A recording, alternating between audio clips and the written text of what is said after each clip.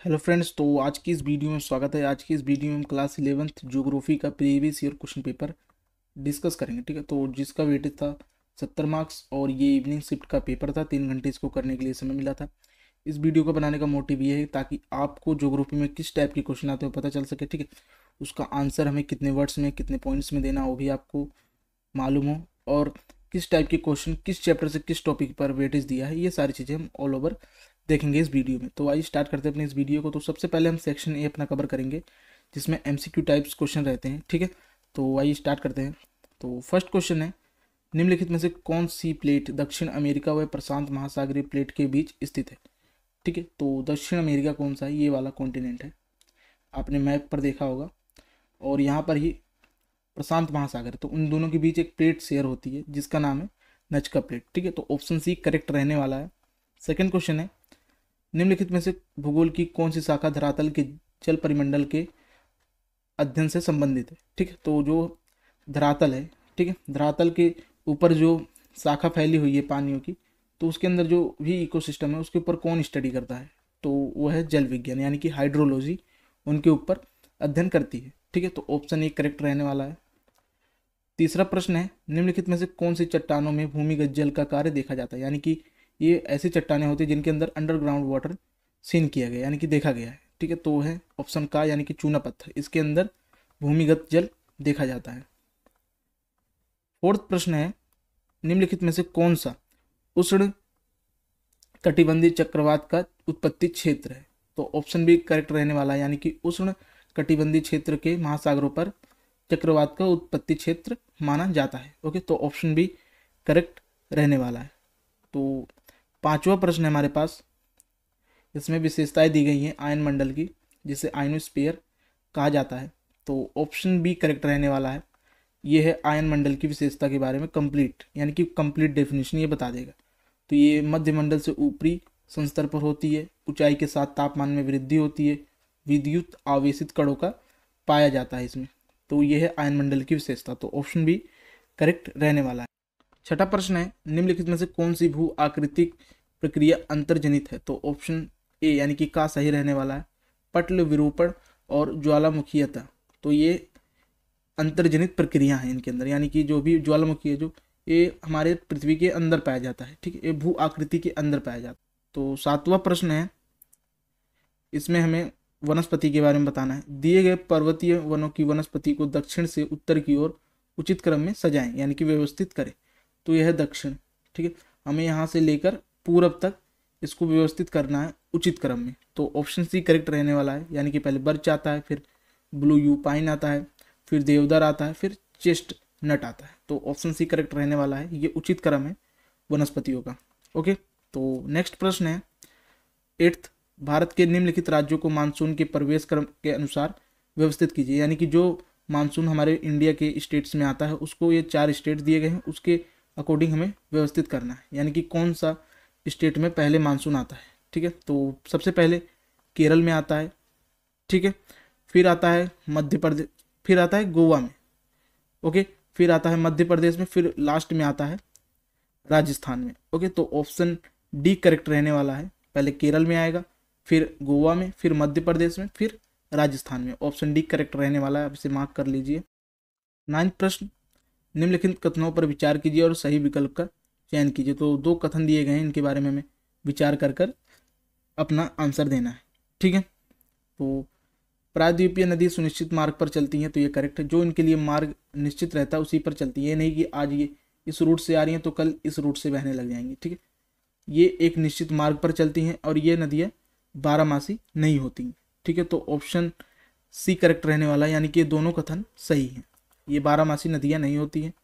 ठीक है, और ये सुनिश्चित मार्ग पर चलती हैं। लेकिन जो बिहार की नदियाँ हैं वो सुनिश्चित मार्ग पर नहीं चलती, कभी वो इधर से बह रही हैं तो अगले साल इधर से बहने लग जाती है, जिसके कारण बाढ़ में बिहार में बाढ़ ज़्यादा देखने को मिलती है।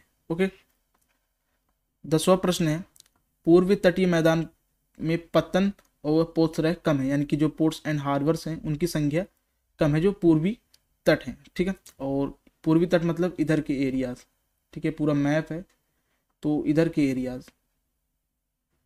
ठीक है, और ये मैदान चौड़ा तथा एक उभरा तट है।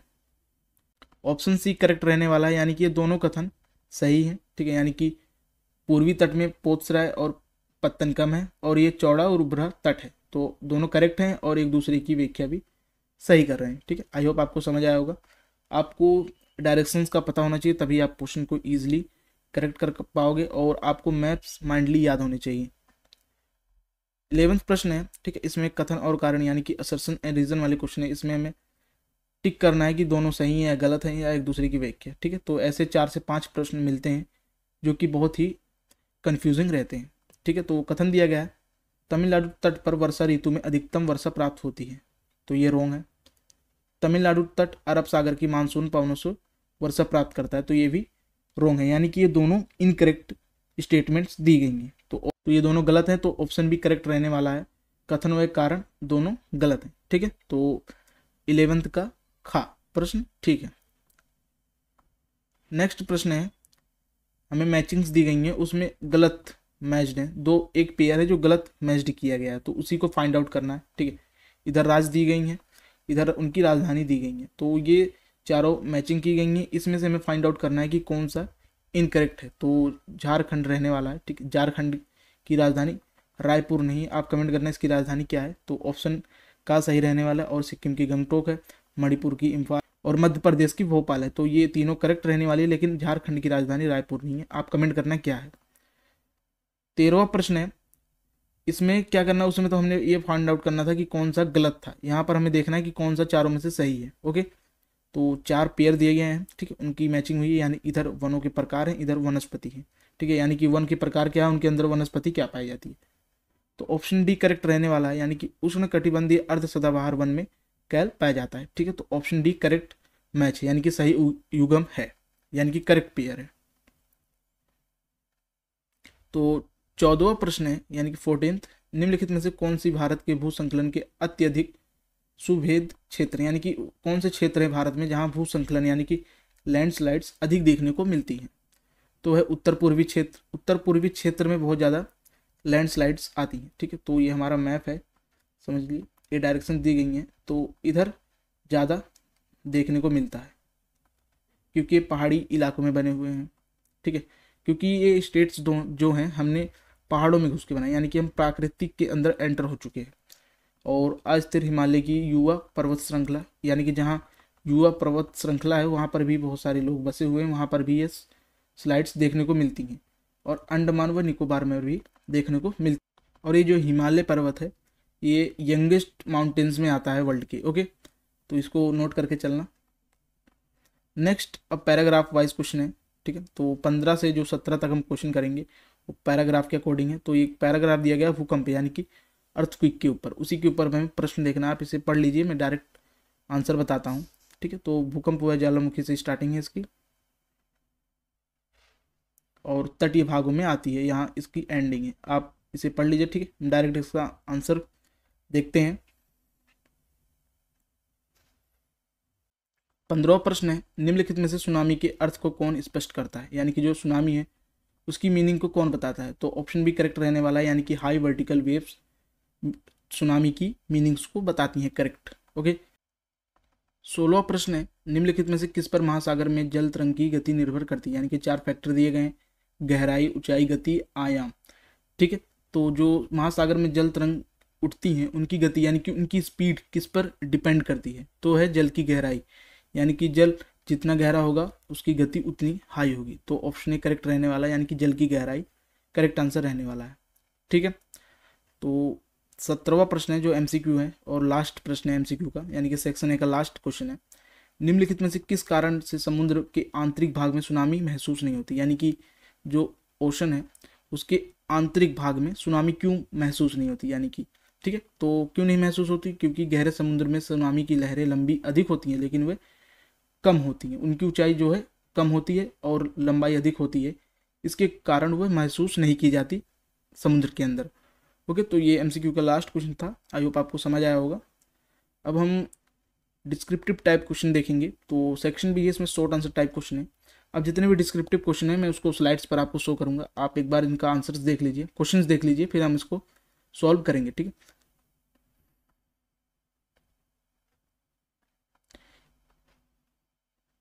फर्स्ट 2 क्वेश्चन ये भी पैराग्राफ वाइज है, पैराग्राफ पढ़ के हमें सॉल्व करना है, ठीक है। 22वां प्रश्न, 20वां प्रश्न, 21वां प्रश्न, 22वां, 23वां, इन सबको देख लीजिए। हम डायरेक्ट स्लाइड्स पर इनके उत्तर देखेंगे। अब हमारा सेक्शन सी स्टार्ट होता है जिसमें लॉन्ग आंसर टाइप क्वेश्चन आते हैं, ठीक है। तो इसको आप एक बार देख लीजिए, ठीक है। बस 28 तक ही हमें क्वेश्चंस करने रहते हैं डिस्क्रिप्टिव टाइप, और सेक्शन डी में मैप वर्क आ जाता है, ठीक है। उसको मैप वर्क के लिए हम सेपरेट वीडियो में डिस्कस करेंगे, ठीक है। अब हम चलो इसका आंसर्स देखते हैं स्लाइड्स पर, ओके। तो आपको क्वेश्चंस याद रहने चाहिए, वैसे ही मैं स्लाइड पर क्वेश्चन शो करूँगा, वहाँ से आपको दिख जाएगा। और दोनों बुक की वन शॉट वीडियो आ जाएगी जिसपे आपको मोस्ट इंपॉर्टेंट क्वेश्चन मिल जाएंगे जो पेपर में फंसते हैं, ठीक है। तो आप उसे वॉच कर लेना पेपर से पहले, ठीक है, ताकि आपका रिवीजन हो जाए। आइए अब हम स्लाइड्स पर चलते हैं। हमने सेक्शन ने कंप्लीट डिस्कस कर लिया। अब हम ज्योग्राफी के PYQs यानी कि डिस्क्रिप्टिव क्वेश्चन देखेंगे, ठीक है। तो ये कंप्लीट सॉल्यूशन रहने वाला ज्योग्राफी PYQs का, और ये एग्जाम के पॉइंट ऑफ व्यू से इंपॉर्टेंट रहने वाला, और इसी टाइप के क्वेश्चन पेपर में देखने को मिलते हैं। और जैसे मैंने आपको मार्किंग स्कीम यानी कि सॉल्यूशन दिखाया है, उसी टाइप आपको पेपर में लिखना है, ठीक है। उतने ही पॉइंट इनफ रहने वाले हैं।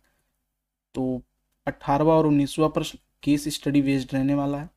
तो 18वें का पहला प्रश्न है, एल नीनो से आपका क्या अभिप्राय है, इसका मतलब पूछ रहा है, ठीक है।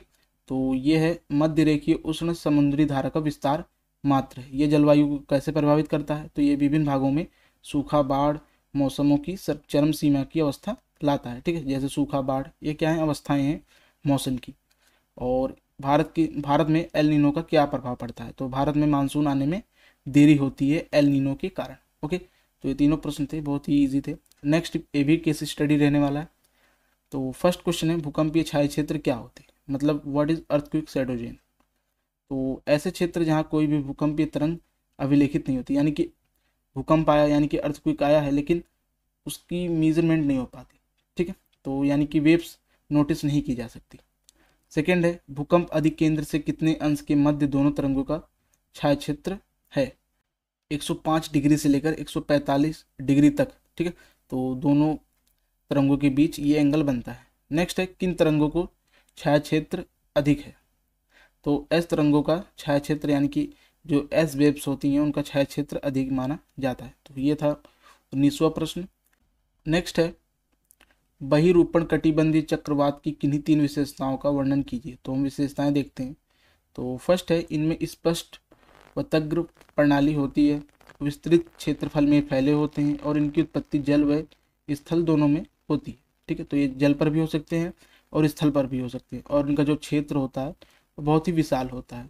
विस्तृत क्षेत्र को प्रभावित करते हैं बहिरूषण यानी कि बहिरूपण कटिबंधीय चक्रवात पश्चिम से पूर्व दिशा में चलते हैं, यानी कि इस डायरेक्शन से होकर ये पूर्व में चलते हैं, ठीक है।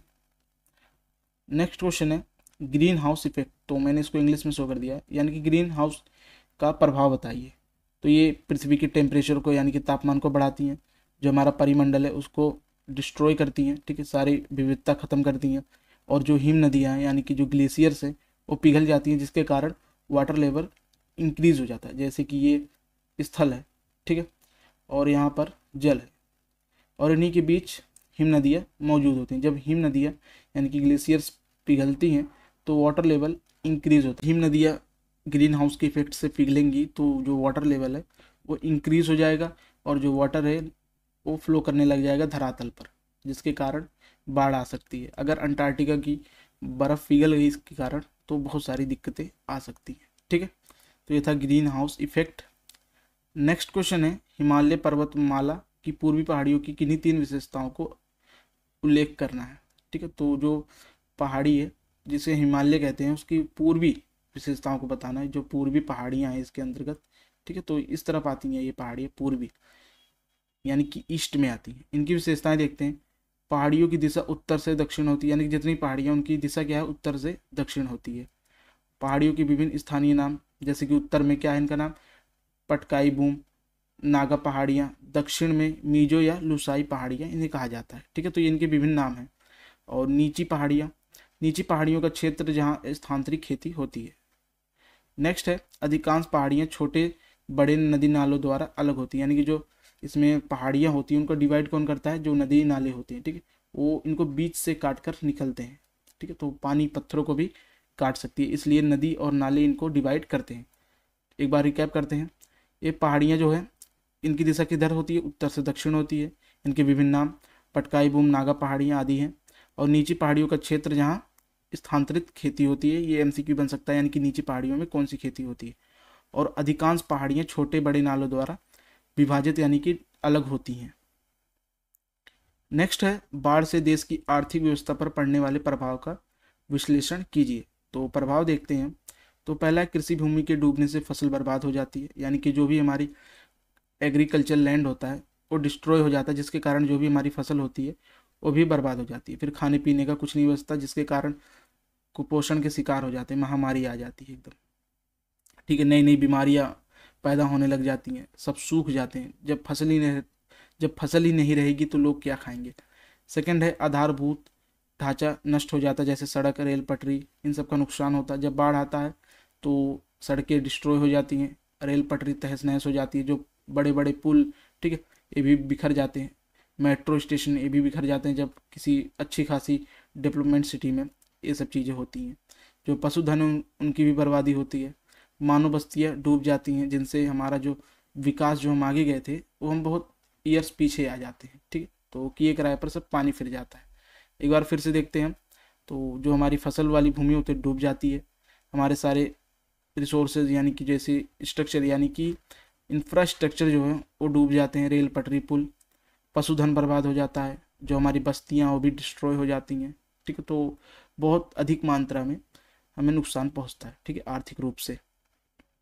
नेक्स्ट क्वेश्चन है जैव विविधता यानी कि बायोडाइवर्सिटी का संरक्षण मानव अस्तित्व के लिए क्यों आवश्यक माना जाता है, ठीक है। बायोडाइवर्सिटी का मतलब क्या होता है, जहाँ अनेक प्रजातियां पाई जाएं, ठीक है, अनेक पेड़ पौधे अनेक जीव जंतु पाए जाएं, ठीक है। और उनका संरक्षण यानी कि उनको प्रिजर्व करना मानव यानी कि हमारे लिए क्यों आवश्यक है, हमारे अस्तित्व के लिए। तो देखते हैं। तो जीवन का हर रूप एक दूसरे पर निर्भर होता है, जैसे कि आपने फूड चेन देखी होगी, उसमें सारे लोग एक दूसरे पर निर्भर है, जिससे किसी एक प्रजाति पर संकट आने से दूसरे का संतुलन बिगड़ जाता है, यानी कि वो असंतुलन में आ जाता है, ठीक है। अगर कोई भी जनजाति है उसके ऊपर अगर संकट आएगा तो हमारे ऊपर भी इनडायरेक्ट आ रहा है, ठीक है। नेक्स्ट, पौधों व जीवों की संख्या में कमी आने लग जाती है, जिससे पर्यावरण में गिरावट आती है और जहरीली गैसों का विकास होता है, जिसके कारण मनुष्य खतरे में पड़ जाता है। सभी मनुष्य के लिए दैनिक जीवन में जैव विविधता महत्वपूर्ण संसाधन है, जैसे कि मत्स्य यानी कि मछली, ये भी बहुत महत्वपूर्ण संसाधन है। कई लोगों का ये व्यवसाय है, कितने लोग इसको खाने के लिए इस पे आश्रित रहते हैं, ठीक है। तो एक तरीके से ये फूड भी है बहुत लोगों का और व्यवसाय भी है, यानी कि इसके ऊपर एक इंडस्ट्री खड़ी हुई है, ठीक है। तो ये सारे आवश्यक कारण हैं इनको संरक्षण करने के लिए। आई होप आपको समझ आया होगा। नेक्स्ट क्वेश्चन है महासागरीय जल के तापमान वितरण को प्रभावित करने वाले कारक, यानी कि जो महासागर का जल है उसमें तापमान वितरण कैसे होता है, यानी कि कहीं ठंडा रहता है, कहीं गर्म रहता है, कहीं इतना खौलता हुआ पानी रहता है कि उसमें जो भी चीज़ डालो गल जाती है, ठीक है। तो इसी को डिफाइन करना है। तो ये कारक है जैसे अक्षांश, ये मैटर करता है कि जो सूरज की किरणें वो डायरेक्ट पड़ रही हैं या इनडायरेक्ट पड़ रही हैं, तिरछी आ रही हैं या सीधी आ रही हैं, ठीक है। जहाँ सूरज की किरणें सीधी आएंगी वहाँ पे ज़्यादा नुकसान होता है, जहाँ टेढ़ी वहाँ कम होता है। तो अक्षांश मैटर करता है कि कौन सा समुद्र कौन सा महासागर किस लेवल पर है। सेकंड, स्थल और जल का आसमान वितरण है जो इसका प्रमुख कारण है। सनातन पवनें मैटर करती हैं कि वो कैसी किस तरफ से आ रही हैं। जो सनातन पवनें हैं ये और भी डेंजरस मानी जाती हैं। महासागरीय धाराएं, खुले व परिवेष्टित समुद्रों का विभिन्न अक्षांश पर तापमान भिन्न होता है। निम्न अक्षांश में स्थित परिवेष्टित समुद्रों का तापमान खुले समुद्रों की अपेक्षा अधिक होता है, यानी कि जो नीचे यानी कि कम अक्षांश पे होते हैं, ठीक है, परिवेष्टित समुद्र, उनका तापमान जो है खुले यानी कि फैले समुद्र से ज़्यादा होता है। लेकिन जबकि उच्च अक्षांश में स्थित परिवेष्टित समुद्रों का तापमान समुद्रों से कम होता है, ठीक है। निम्न है तो हाई होगा, लेकिन कम है तो अधिक होगा। किसका? परिवेष्टित समुद्रों का। किसके कंपैरिजन में? खुले समुद्रों के कंपैरिजन में। नेक्स्ट क्वेश्चन है बादल क्या होते हैं? वर्षा मेघ का 4 विशेषता बतानी है, ठीक है। तो बादल पानी की छोटी बूंदों या बर्फ के छोटे रवों का संहित होता है, यानी कि जो बादल है ये बादल है, इसके अंदर क्या होता है, छोटी छोटी पानी की बूंदें होती हैं, ठीक है, या तो बर्फीली बूंदें होती हैं, ठीक है। बारिश 2 टाइप की होती है, एक बूंदों वाली होती है, एक बर्फ़ वाली होती है, ठीक है। आपने वेस्टर्न में देखा होगा, मूवीज़ में भी दिखाते हैं, वहाँ पर बर्फ़ की बारिश होती है, ठीक है, वाइट वाइट टुकड़े। तो दो प्रकार की बारिश होती हैं। और बादल में क्या रहता है, या बूंदे रहेंगी पानी की, या बर्फ़ के छोटे छोटे रवे रहेंगे, ठीक है, जो कि पर्याप्त ऊंचाई पर स्वतंत्र हवा में जल वाष्प के संघनन के कारण बनते हैं। जब जल वाष्प होता है तब ये जाकर बनते हैं। वही साइकिल है, रिपीट हो रही है, जो अपने पिछली क्लासेस में भी पढ़ा होगा। जो बादल बनने की प्रक्रिया, वही आपको यहाँ पर एक्सप्लेन कर देना अगर मन कहे तो, डायग्राम के माध्यम से, ठीक है। नेक्स्ट अब हम वर्षा मेघ की विशेषताएं देखेंगे। तो इनका रंग जो है वो काला और गहरे रंग का होता है, ठीक है, स्लेटी रंग के होते हैं, ठीक है। पहला क्या, इनका रंग काला होता है और मध्य स्तर पृथ्वी की सतह के काफ़ी नज़दीक होते हैं। सूर्य की किरणें के लिए अपारदर्शी होते हैं। कभी कभी बादल इतनी कम ऊंचाई पर उड़ते हैं वो सतह को छू लेते हैं। शिमला जैसे क्षेत्रों में आप जाओगे तो वहाँ पर आपकी छतों के ऊपर से बादल गुजरते हुए देखेंगे, ठीक है। तो विशेषताएं इसकी, मेघ काले और स्लेटी रंग के होते हैं और पृथ्वी की सतह से काफ़ी नज़दीक बनते हैं, ठीक है। जब ये मेघ आते हैं यानी कि बादल आते हैं तो आपको पता चल जाएगा आज भयंकर बारिश होने वाली है। और जो सूर्य की किरणें आती है उसको ढक देते हैं।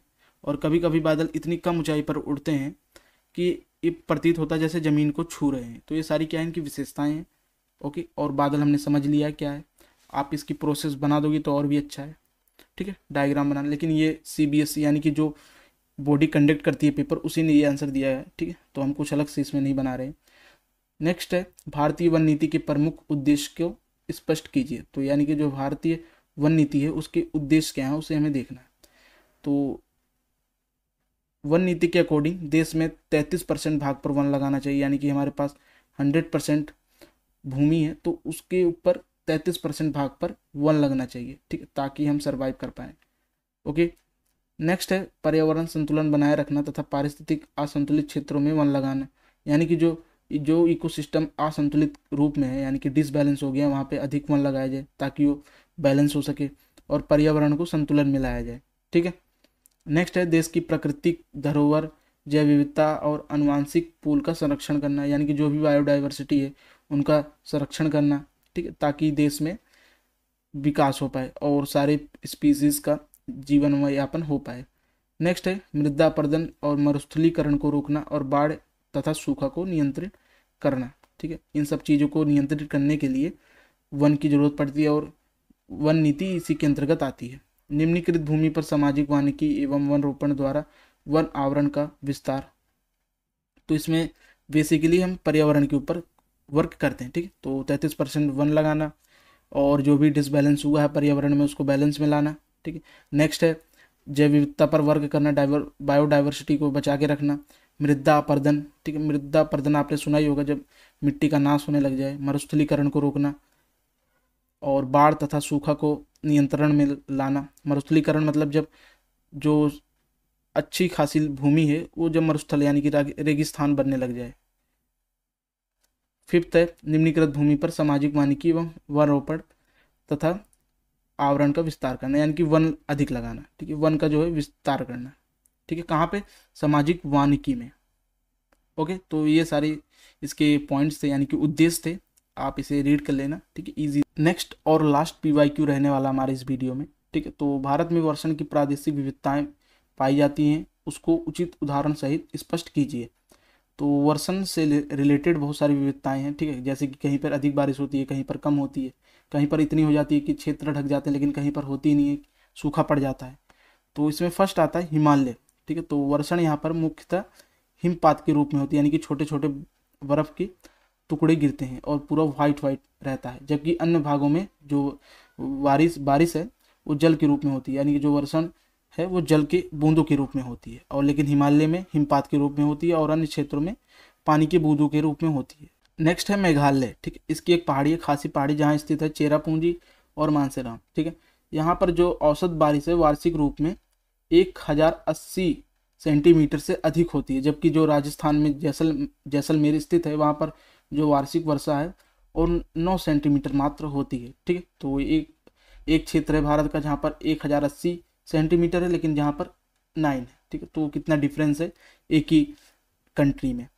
नेक्स्ट है मेघालय, ठीक है। इसके अंदर एक पहाड़ी है, गारो पहाड़ी, उसके अंदर एक क्षेत्र है तूरा, ठीक है। तूरा स्थित है किसके अंदर, गारो पहाड़ी के अंदर। यहाँ पर एक दिन में इतनी वर्षा हो जाती है जितनी जैसलमेर में पूरे 10 वर्षों में नहीं हुई है। ठीक है, यहाँ पर एक दिन वर्षा होगी और जैसलमेर की 10 वर्षों की वर्षा एक इक्वल रहने वाली है। ठीक है, तो देख लीजिए ये एक ही कंट्री के क्षेत्र हैं, लेकिन एक जगह इतनी वर्षा हो रही है और एक जगह कितनी कम हो रही है। ठीक है, तो बहुत ज़्यादा डिफरेंस है इसके अंदर। नेक्स्ट है उत्तर पश्चिमी हिमालय व पश्चिमी मरुस्थल में वार्षिक वर्षा, जहाँ पर 10 सेंटीमीटर से भी कम होती है। कहाँ पर? पश्चिमी मरुस्थल में। जबकि उत्तर पूर्वी स्थित मेघालय में वार्षिक वर्षा जो है 400 सेंटीमीटर से भी ज़्यादा होती है। ठीक है, तो ये नॉर्थ ईस्ट वाले जितने भी इलाके हैं यहाँ पर वर्षा ज़्यादा देखने को मिलती है।